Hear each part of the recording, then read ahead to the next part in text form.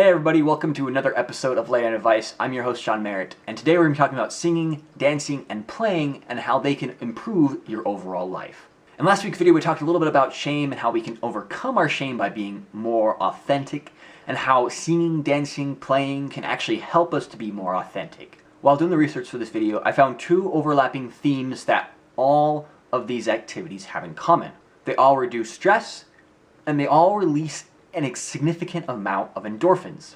So to understand how this helps us overcome shame, let's look at the physiological reaction to shame. Psychotherapist Dr. Richard Boyd writes about how shame leads to what is known as hypoarousal. Hypoarousal is a deflation in energy, and is the opposite of hyperarousal, which would be an overabundance of stimulation and energy. To understand hypoarousal, let's take a little look into our nervous system. You may have heard of the sympathetic nervous system, or the fight and flight response, and the parasympathetic nervous system, which is the rest and digest response. There is also a third response called freeze mode. It is also described as disassociation and has many similar symptoms to burnout. This freeze mode disconnects us from ourselves, our emotion, other people, our bodies, and even our own identity. So how singing, dancing, and playing help us to overcome our shame, and specifically hypoarousal and our freeze mode, is that the release of endorphins will bring up our energy out of this low arousal state to a high arousal state. And in addition to bringing up our energy levels, it also helps us to reestablish these connections. And this is where I want to spend the rest of our video talking about how singing, dancing, and playing can help us feel connected to ourselves, our identity, our bodies, and even our emotions. Let's start with other people. How does singing, dancing, and playing help us to connect with other people? Studies have shown that singing, and more particularly when we sing in a group, releases a chemical known as oxytocin. Oxytocin is the chemical responsible for your attractiveness or your connection with other people. Other studies have shown that singing in groups and even playing with other people in the same room, as noted by Jane McDougall in her book Super Better, causes what is known as neurological and physiological linkage. This linkage is quite interesting because what happens is people begin to sync in brainwave patterns, heart rate, and even facial expressions. Neurological and physiological linkage actually helps us to understand and relate to other people. So what about reconnecting with our memories? Now that one's a little tricky one, requires us to think a little bit outside of the box.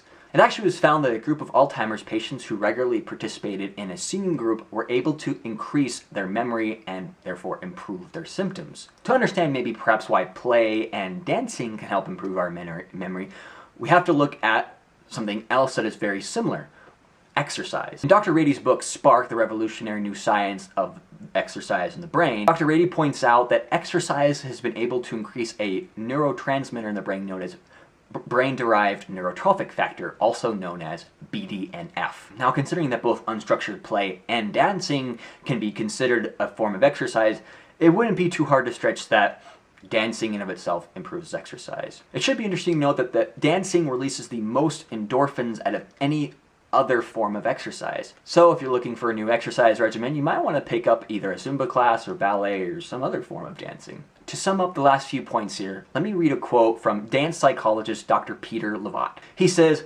"You appear to get much bigger release of endorphins when you dance than during other forms of exercise. It also connects with the emotional centers in the brain. For many people, dancing prompts an emotional release. Often that's uncomplicated happiness, while for some, it can make them cry. It's cathartic, a letting go of pent-up emotions.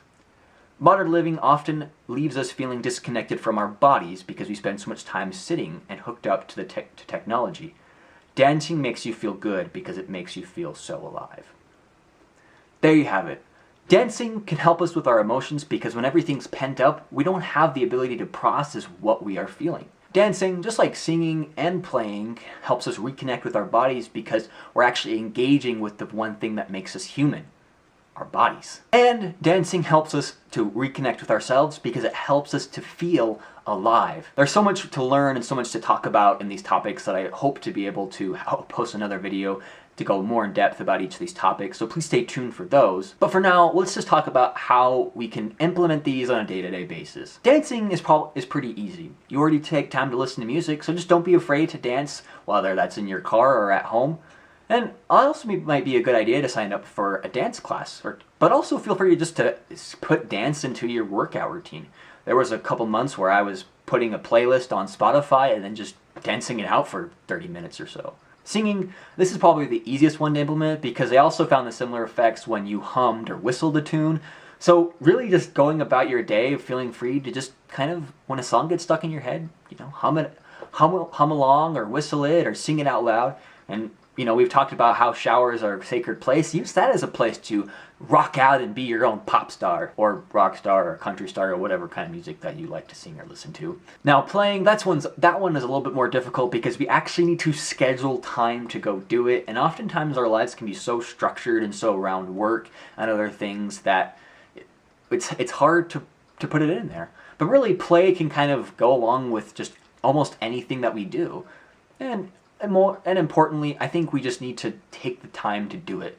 If you have kids, this can be pretty easy because they want to play and they have great imaginations, and so it's really easy. But if you don't have kids, well, or your kids aren't old enough like mine, then really just be sure to take time every week or at least once a month to schedule time to just play.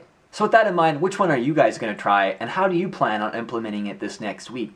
Please leave your thoughts, comments, and questions in the comments below. And if you would like more Late Night Advice episodes, please hit the subscribe button as well. I haven't mentioned this in a long time, but also feel free to join the Facebook group where we can talk more about concepts and ideas and thoughts. And I look forward to seeing you guys next week.